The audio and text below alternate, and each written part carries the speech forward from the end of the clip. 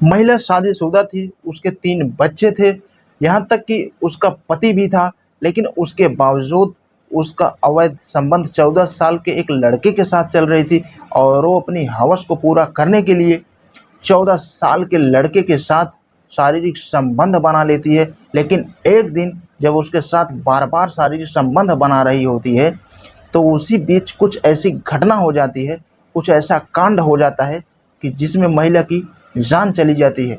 तो नमस्कार दोस्तों, मैं जेपी पाल, भोजपुरी, उत्तर प्रदेश, जिला जौनपुर से। तो बात कर रहे हैं बिहार के रहने वाले रोहन की, जिसकी उम्र 14 साल थी। रोहन 1 साल पहले अपने दोस्तों के साथ, गाँव वालों के साथ चेन्नई जाता है और वहाँ पर एक बनियान की फैक्ट्री में जाकर काम करने लगता है और वहीं पर रहने लगता है। रोहन को पूरे 3-4 महीने हो चुके थे, लेकिन उसके बाद रोहन की मुलाकात वहीं की एक महिला से होती है जिसका नाम सपना था, जिसकी उम्र 35 साल थी। सपना उसको बताती है कि हम भी बिहार के रहने वाले हैं और तुम भी बिहार के रहने वाले, ये तो बहुत अच्छी बात है। और वो रोहन को अपने घर पर लेके आती है। पति उससे बोलता है कि आज से हम दोनों की मुलाकात एक चाचा-चाची के रूप में होगी। रोहन को रात के टाइम सपना के घर सोना शुरू हो जाता है, सब कुछ ठीक-ठाक चल रहा था। लेकिन एक दिन जब सपना रोहन के साथ दिन में संबंध बना रही होती है, तो नज़ारा उसका पति देख लेता है, तो उसके पैरों के नीचे से ज़मीन खिसक जाती है। लेकिन उसके बाद वो रोहन से कुछ नहीं बोलता, वो अपने पत्नी को ही समझाता है। उससे बोलता है कि आज के बाद तुम रोहन से नहीं मिलोगी, उससे दूर रहोगी। लेकिन सपना मानती नहीं है, वो अपने पति का विरोध करना शुरू कर देती है। रोहन से जैसे वो मिल रही थी वैसे मिलती रहती है। पति परेशान होकर पत्नी की बात से तंग आकर अपने तीनों बच्चों को लेकर बिहार चला जाता है।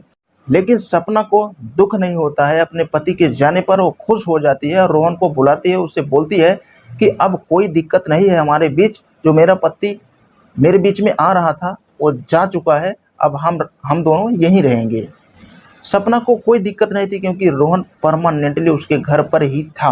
वो अपनी हवस को पूरा करने के लिए रोहन के साथ दिन में कई बार संबंध बनाते थे। और लेकिन कुछ ही दिन गुजरने के बाद रोहन परेशान हो जाता है इन सारी चीज़ों से तंग आकर। वो सपना से बोलता है कि मैं वापस जाना चाहता हूँ, लेकिन सपना उससे बोलती है कि वो उसको जाने नहीं देगी क्योंकि वो उसकी वजह से अपने पति को छोड़ा है। वो उसको कमरे में ले जाके बंद कर देती है और बोलती है कि मैं अभी थोड़ी देर में आऊँगी और तुम्हारे साथ में संबंध बनाऊँगी।